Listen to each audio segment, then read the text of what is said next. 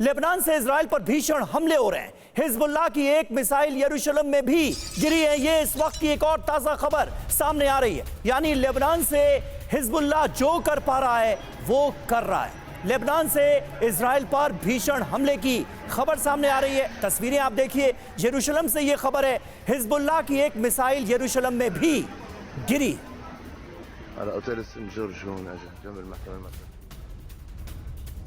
और देखिए एक और बड़ी खबर, लेबनान से इजराइल पर ड्रोन अटैक किया गया। नाहरिया शहर पर दागे गए हैं कई ड्रोन। एयर डिफेंस सिस्टम ने नष्ट किया है ड्रोन को। ये देखिए तस्वीर भी आपको हम दिखा रहे हैं। ड्रोन के जरिए हिजबुल्लाह ने टारगेट किया है नाहरिया शहर को, जो कि इजराइल में है। और हसन नसरल्लाह की मौत के बाद ईरान और अमेरिका में तनाव बढ़ता हुआ नजर आ रहा है। ईरान के राष्ट्रपति पेजेश्कियान ने कहा नसरल्लाह की हत्या में अमेरिका शामिल है। नसरल्लाह की हत्या को किसी भी हाल में भूलेंगे नहीं। नसरल्लाह की हत्या के लिए अमेरिका को माफी नहीं मिलेगी, ये कहा है ईरान के राष्ट्रपति पेजेश्कियान ने। तो आप देखिए अमेरिका वर्सेस ईरान, अरब में बारूदी तूफान के साफ संकेत नजर आ रहे हैं। बड़ी खबर क्या है, नसरल्लाह की मौत पर यूएस ईरान के बीच तनाव काफी ज्यादा बढ़ गया है। ईरान ने अमेरिका को मौत का जिम्मेदार बताया तो पेजेश्कियान ने कहा नसरल्लाह की हत्या का आदेश न्यूयॉर्क से आया। नसरल्लाह के गुनहगारों को कभी नहीं भूलेंगे। हिजबुल्लाह पूरी ताकत से नसरल्लाह का बदला लेगा। जी हाँ, सवाल देखिए क्या है। सवाल यह है कि क्या ईरान बहुत बड़ी जंग की तैयारी कर रहा है? क्या अमेरिका इजराइल से मुकाबले की तैयारी में है ईरान? क्या ईरान के पास इतनी कुव्वत, इतना मादा है? क्या अमेरिका के खिलाफ दुनिया को एकजुट करने की ये रणनीति है? ये हैं बड़े सवाल। बिल्कुल। और देखिए मनीष इस वक्त हमारे साथ मौजूद है। मनीष, कुछ देर पहले हम एक तस्वीर दिखा रहे थे ईरान की संसद की, जहां पर जमकर हल्ला था, जहां पर जमकर विरोध हो रहा था। तो क्या एक आपको दबाव नजर आ रहा है जो ईरान के अंदर संसद से भी बढ़ता हुआ नजर आ रहा है ईरान की लीडरशिप पर, कि वो इस बार जो इस्माइल हानिया की मौत के बाद नहीं हुआ, वो नसरल्लाह की मौत के बाद एक्शन लिया जाए, वो दबाव नजर आ रहा है क्या आपको मनीष? देखिए, ईरान के साथ सबसे बड़ी बात यह है कि अब तक ईरान ने हिजबुल्लाह, हमास और हुती जैसे प्रॉक्सी का जो एक्सपेरिमेंट किया था वो बहुत सफल रहा था। लेकिन अब हालात ऐसे बन गए हैं जहां पर कि ईरान को खुद आमने सामने की लड़ाई लड़नी पड़ेगी। अच्छा। हालांकि अभी तक ईरान ये कहता है कि हिजबुल्लाह के संदर्भ में कि चढ़ जा बेटा सूली पर बलि करेंगे राम, और वो हिजबुल्लाह को या लेबनान को ही आगे बढ़ाने की कोशिश है। लेकिन इससे काम नहीं चलने वाला है। ईरान को देर सवेरे इस जंग में सीधे कूदना पड़ेगा, और तब क्या वो सरवाइव करने की स्थिति में है। क्योंकि देखिए, मैं कहता हूं कि अभी का जो इजराइल है वो 7 अक्टूबर का इजराइल नहीं है जो पिछले साल हुआ, या अभी का इजराइल वो नहीं है जो हमने पिछले 6 महीने पहले तक देखा है। आज की तारीख में इजराइल के हथियार गोदाम में कुछ ऐसे हथियार भी हैं जिनका उन्होंने अब तक इस्तेमाल नहीं किया है, लेकिन जब वो इस्तेमाल होंगे तो दुनिया की तमाम आर्मी होगी। उन्होंने जिस तरह से टेक्नोलॉजी का इस्तेमाल किया है वो ईरान को भी हतप्रभ कर रहा है। ऐसे में केवल धमकी देना, बयान देना, ईरान ठीक धमकी दे रहा है, बयान दे रहा है। ईरान वैसे ही कर रहा है जैसे अमेरिका का बयान आता है कि देखो जी, हमको इजराइल ने बताया नहीं, हम इजराइल के साथ सहमत नहीं थे। लेकिन इसके ठीक उलट केवल ईरान की बयानबाजी चल रहा है। ईरान को जंग में कूदना पड़ेगा अपने सर्वाइवल के लिए। यही सेम बात इजराइल के साथ भी इजराइल ने तय कर लिया है। ईरान से वो लड़ेंगे, हर हालत में लड़ेंगे। अब ईरान को तय करना है कि ईरान खुद लड़ना चाहता है या वो बस इंतजार करना चाहता है कि इजराइल आकर उस पर अटैक करे। ठीक है, ये बहुत महत्वपूर्ण है और इसीलिए आने वाले कुछ दिन बहुत ज्यादा इंपॉर्टेंट होंगे कि कौन क्या फैसला लेता है, ये जंग कैसे आगे बढ़ती है। इजराइल पर यमन से भी हमले हो रहे हैं। यमन से बैलिस्टिक मिसाइल से अटैक किया गया है। इजराइल ने गिराई यमन की मिसाइल। बेन गुरियन एयरपोर्ट पर एयर रेड अलर्ट जारी किया गया है। ये देखिए, ये तस्वीरें उसी वक्त की हैं जब बैलिस्टिक मिसाइल से अटैक करने की कोशिश यमन की तरफ से की गई, और उसके बाद एक बार फिर इजराइल का आयरन डोम डिफेंस सिस्टम एक्टिव हुआ।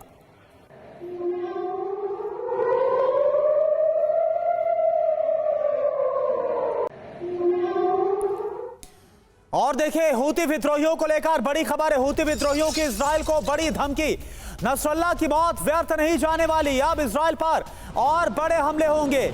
तो ये हूती विद्रोहियों की तरफ से कहा गया है।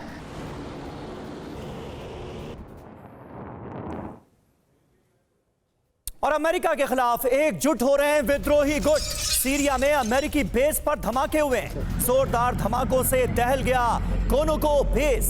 ये तस्वीरें आपको दिखा रहे हैं। सीरिया का वो इलाका जहां पर अमेरिकी बेस मौजूद है, उसे धमाके से दहलाया गया है। अमेरिका के खिलाफ तमाम विद्रोही गुट एकजुट होते नजर आ रहे हैं। तो देखिए, हूती प्लस हिजबुल्लाह इजराइल से क्या ये बदला लेंगे और बड़े हमलों को अंजाम दिया जाएगा और इसका हश्र क्या होगा, अंजाम क्या होगा। बिग वॉल का सीधा हम यहां पर रुख कर रहे हैं। आप देखिए यहां पर किस तरह से इब्राहिम रईसी, इस्माइल हानिया किस तरह से खात्मा किया गया और हसन नसरल्लाह, सभी से कैसे बदला लिया गया है। एक एक करके तमाम जो लीडरशिप है उनका खात्मा किया गया, चाहे वो हमास हो या फिर वो हिजबुल्लाह हो। और अब हूती और हिजबुल्लाह मिलकर इजराइल से बदले की कसम खाते हुए नजर आ रहे हैं। करुणा, यहां पर इंपॉर्टेंट बात यह है कि इजराइल के पर्सपेक्टिव से तो आपने बताया, लेकिन ईरान के पर्सपेक्टिव से अगर हम देखें तो इब्राहिम रईसी की मौत का बदला बिल्कुल अभी बाकी है। इस्माइल हानिया, हमास का चीफ, इसकी मौत का बदला भी बाकी है। और इसे कहां मारा गया था? इसे तो ईरान की राजधानी तेहरान में ही एलिमिनेट किया गया। हसन नसरल्लाह जिसे बेरूत में मार गिराया गया, बदले का काउंटडाउन शुरू हो चुका है। लेकिन वो बदला आखिर होगा कब, यह है बड़ा सवाल अपने आप में। और इसका जवाब अब किसको देना है? ईरान को देना है। और देखिए, ईरान विद्रोहियों को आगे करके युद्ध लड़ेगा, ये संकेत भी नजर आ रहे हैं जो बयान अभी तक आयतुल्लाह खामनेई की तरफ से देखे गए। इसके अलावा हूती ने इजराइल पर हमले शुरू कर दिए। इराकी अल-नुजबा संगठन ने जंग का प्लान तैयार कर लिया है। सीरिया की बात करें तो देखिए, बद्र ऑर्गेनाइजेशन युद्ध की तैयारी में जुट गया। यानी चाहे सीरिया हो, इराक हो, ईरान के तमाम या फिर यमन हो, वहां से प्रॉक्सी समेत अब और भी बड़े युद्ध का ऐलान करते हुए नजर आ रहे हैं इजराइल के खिलाफ। बिल्कुल, और इसमें कहीं कोई शक नहीं है कि आने वाले कुछ दिन जो हैं वो बहुत ज्यादा महत्वपूर्ण रहने वाले हैं। संजय मेस्टन साहब, किस तरह से आप देखते हैं इस पूरे डेवलपमेंट को? और क्या मनीष जिस बात का जिक्र कर रहे थे, ईरान अब एक कदम आगे बढ़कर इस जंग में डायरेक्ट कूदेगा? क्योंकि दबाव, प्रेशर तो बहुत ज्यादा नजर आ रहा है। और जिसको कहते थे कि चढ़ जा बेटा सूली पर, तो सूली पर चढ़ने वाले भी अब कम ही बचे हैं। तो ऐसे में क्या ईरान को अब एक स्टेप आगे आना होगा? ये मजबूरी है, ये दबाव है? देखिए, बदले की भावना तो मैं ये बोल रहा हूँ, बदले की भावना तो इन सब में बहुत है जी। और बदला ले भी रहे, जबानी अपनी जबान से बदला ले रहे हैं। स्टेटमेंट पे स्टेटमेंट दिए जा रहे हैं। अब सवाल उठता है, कर क्या सकते हैं? पहली बात ये, जितने हूती, हिजबुल्लाह है और सीरिया में और इराक में ये जो इनकी मिलिशिया बैठे हैं, क्या कर सकते हैं? ये सिर्फ एक ही चीज कर सकते हैं कि रॉकेट्स और मिसाइल्स का और ड्रोन्स का हमला कर सकते हैं। इसके अलावा और कोई काबिलियत नहीं है। ईरान क्या कर सकता है? ईरान सबको जोश ही दे सकता है। यही जोश उसने पहले भी दिखाया था, जबानी जोश, जबानी बदला। जब इस्माइल हानिया की बात हुई कि अब हम ये कर देंगे, वो कर देंगे, तो ये छोटी मोटी घटनाएं करेंगे। हो सकता है कि किसी भी एम्बेसी में, दूसरी देश में छोटा हमला हो जाए इजराइल के ऊपर या अमेरिका के ऊपर। तो ये एक चीज कर सकते हैं जो आसानी चीज है, जो टेररिस्ट आमतौर पे करते हैं। लेकिन मिलिट्री तौर पे क्या काबिलियत है?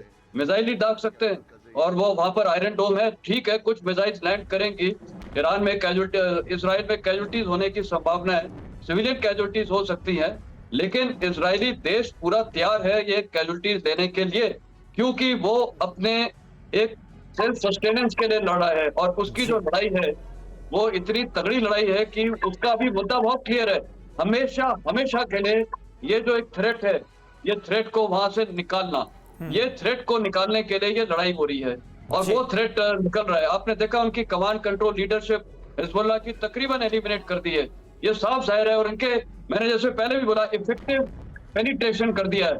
इफेक्टिव पेनिट्रेशन उनकी इंटेलिजेंस के अंदर, बिल्कुल इंटेलिजेंस इतनी बढ़िया है और बढ़िया हथियार इस्तेमाल हो रहे हैं। तो इनकी क्या काबिलियत है? इनके तो सिस्टम को उन्होंने बर्बाद कर दिया है। तो ये बदले के स्टेटमेंट होना, मैं एक टीवी चैनल देख रहा था, उसमें एक महिला श्रीनगर से भी बोल रही थी, हम खड़े हैं हिजबुल्लाह के साथ। उसको आज पूछो आप जाएंगे? बिल्कुल नहीं जाएंगे। तो एक बदले की भावना जो है वो बिल्कुल जोश संजय दिखाना मैस्टर हर बात सर, है। ये आपने बहुत बड़ी बात बोली कि ईरान लगातार बयान तो दे रहा है, दबाव भी बढ़ रहा है ईरान पर, लेकिन क्या आगे वो एग्जीक्यूशन पर आएगा, क्या सीधी जंग लड़ेगा, उसके लिए तैयार है, ये अपने आप में बड़ा सवाल। एक और बड़ी खबर, जिस वक्त हिजबुल्लाह हेडक्वार्टर पर हमला हुआ, जब नसरल्लाह की मौत हुई, उसको लेकर बड़ी इंफॉर्मेशन आपको दे रहे हैं। जमीन के 30 मीटर नीचे छिपा था नसरल्लाह। जिस वक्त इजरायली डिफेंस फोर्स ने हमला किया, नसरल्लाह के छिपने की टनल का वो वीडियो अब आप देखिए। मौत से पहले इमारत के नीचे टनल में छिपा था। इजराइल ने बंकर बस्टर बम से तबाह कर दिया टनल को और इसी में नसरल्लाह मारा गया। तो कुल मिलाकर पाताल में बंकर बस्टर ने काम किया और नसरल्लाह का हो गया खात्मा। पूरी डिटेल अब धीरे धीरे करके सामने आ रही है। इस हमले से जुड़ी 14 मंजिला ये पूरी की पूरी इमारत थी जिसमें हसन नसरल्लाह मौजूद था। नीचे की टनल में, जमीन के 30 मीटर नीचे ये टनल थी जहां पर नसरल्लाह की मौजूदगी थी। इजराइल ने बंकर बस्टर बम से ये पूरी इमारत ध्वस्त कर दी। बंकर बम इमारत के 30 मीटर नीचे तक घुस गए। बंकर बम से टनल पूरी तरह से तबाह हो गई, जो सबसे सेफ जोन मानी जा रही थी नसरल्लाह के लिए। नसरल्लाह के साथ जो भी यहां पर मौजूद था वो मारा गया। जो पूरी डिटेल सामने आई है वो ये साफ तौर पर बताने के लिए काफी है कि इजराइल के इरादे कितने खौफनाक थे और किस तरह से वेल प्लान्ड अंदाज में इस हमले को अंजाम दिया गया। बिल्कुल, और अब आपको दिखाते हैं एनिमेशन के जरिए कि जमीन से 30 फीट नीचे इजराइल ने कैसे नसरल्लाह का खात्मा किया। उस टनल के अंदर नसरल्लाह को ढूंढ निकाला और मारा। ये देखिए आप, ये पहले ड्रोन आप जो देख पा रहे हैं, बकायदा वो 6 इमारतें जो अब आपको नजर आएंगी, उन्हें पहले पिन पॉइंट तरीके से पूरी जानकारी ली गई और इसके बाद यहां पर ये जो 6, 1, 2, 3, 4, 5, 6, इन पर बड़े धमाकों को अंजाम दिया जाता है। कई 100 किलो बारूद बरसाए गए और इसके बाद एक्शन में आती इजरायली एयरफोर्स, जिसके फाइटर जेट फिर बंकर बस्टर बम से उस टनल को भी खत्म कर देते जहां पर नसरल्लाह था।